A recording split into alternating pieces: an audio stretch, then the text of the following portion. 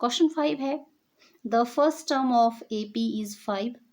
First term A P की first term है 5, the last term is 45, last term 45 है, and the some is 400, और इनका सम जो है 400 है। Find the number of terms, आपने नंबर ऑफ टर्म्स यानी कि एन फाइंड करना है एंड कॉमन डिफरेंस और डी फाइंड करना है।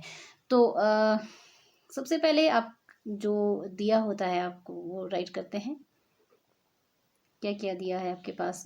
फर्स्ट टर्म यानी कि a इक्वल टू 5 है, लास्ट टर्म 45 है, और एस एन इक्वल टू 600 है। अच्छा, अब आपको पता है जब फर्स्ट टर्म और लास्ट टर्म हमारे पास दी होती है तो हम सम कैसे फाइंड करते हैं? S N equal to N upon 2 into A plus L, इस तरह से हम सम फाइंड करते हैं। तो इसी तरह से हमने इसका सम निकालना है। लेकिन हमारे पास डी नहीं है, तो हम क्या करेंगे? डी हम बाद में फाइंड करते हैं, पहले हम एन फाइंड करते हैं। देखो S N equal to N upon 2 into A plus L. S N है आपके पास 400 इक्वल टू, इसमें क्योंकि एन आपने फाइंड करना है तो एन वैसे ही राइट करना है। ए है आपके पास 5 और ये है 45, तो हम करते हैं 400 इक्वल टू एन अपॉन 2, हमने वैसे ही राइट करना है। तो ये मल्टीप्लाई हो जाएगा, ये हो जाएगा 50, तो इसको आप मल्टीप्लाई करके 25 2 ज़ार 50, तो ये बच गया आपके पास 25 N equal to 400, N equal to 400 upon 25, तो 25 से आपने डिवाइड करना है 400 को, कितने से होता है? एन इक्वल टू आएगा आपके पास 16,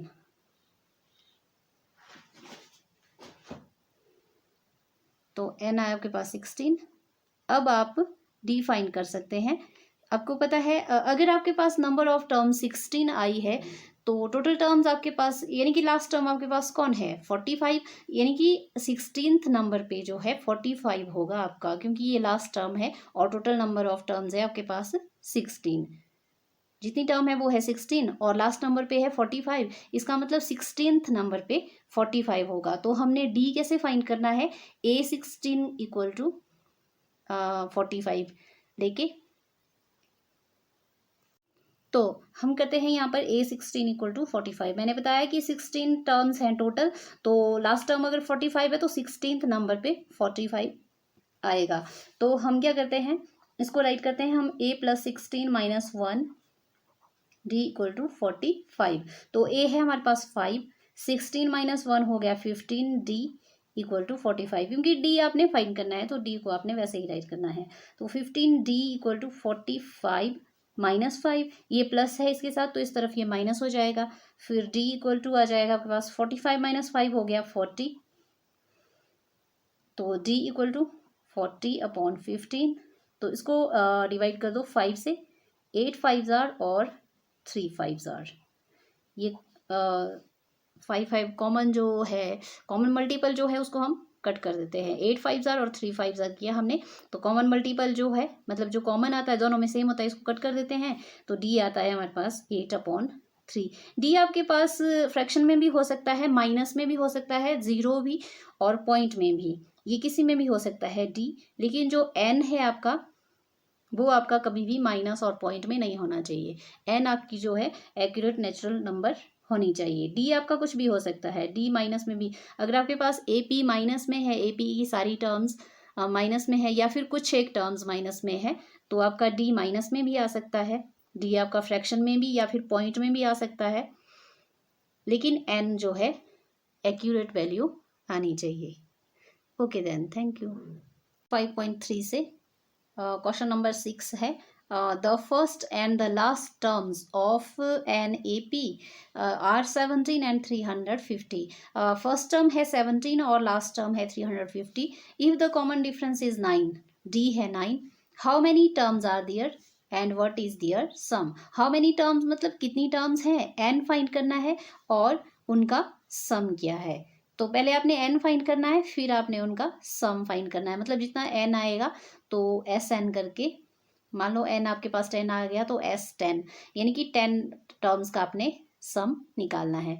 तो सबसे पहले मैंने आपको बताया था कि ए एन और डी, इन सबको फाइंड करने के लिए हम यही फॉर्मूला यूज करते हैं, A N into A plus N minus one D. तो सबसे पहले हम राइट करते हैं जो दिया है, ए यानी कि फर्स्ट टर्म 17 है, एल लास्ट टर्म 350 है और डी है 9। तो एल और ए एन एक ही चीज़ होता है, तो ए एन को हम 350 को हम ए एन से भी डिनोट कर सकते हैं। तो आपको करना है ए एन इक्वल टू 350। तो इसको हम ए एन को हम कैसे राइट करते हैं, A plus N minus one D equal to 350।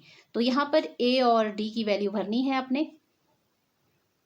ए है 17, एन आपने निकालना है, और डी है 9 इक्वल टू, इसको लगाने की जरूरत नहीं है, 350। तो एन माइनस वन डी करना है यहाँ पर, एन माइनस वन और 9 वैसे ही करना है, 350 माइनस 17।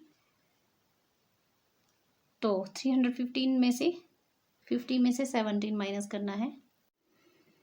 तो n minus one into 9 equal to, minus करके आया हमारे पास 333। तो n माइनस वन वैसे ही रहने दो, ये जो है 9 से डिवाइड हो जाएगा।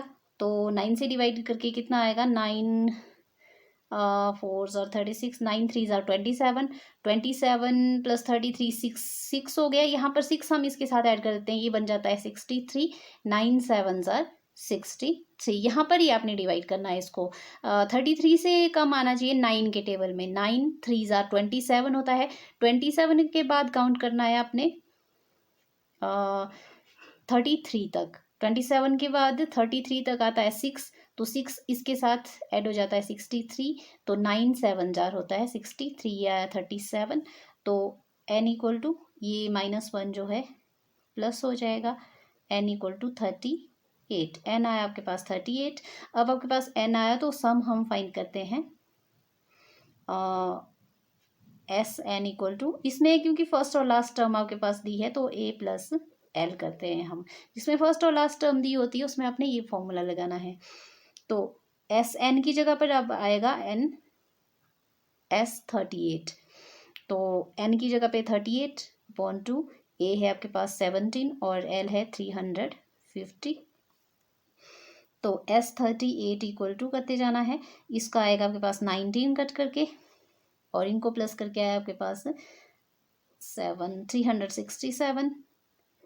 तो ये दोनों आपस में मल्टीप्लाई होते हैं, एस 38 इक्वल टू, इनको मल्टीप्लाई करके आपके पास आता है 6973। ये आया आपके पास सम। तो n है आपके पास 38 और s 38 है 6973।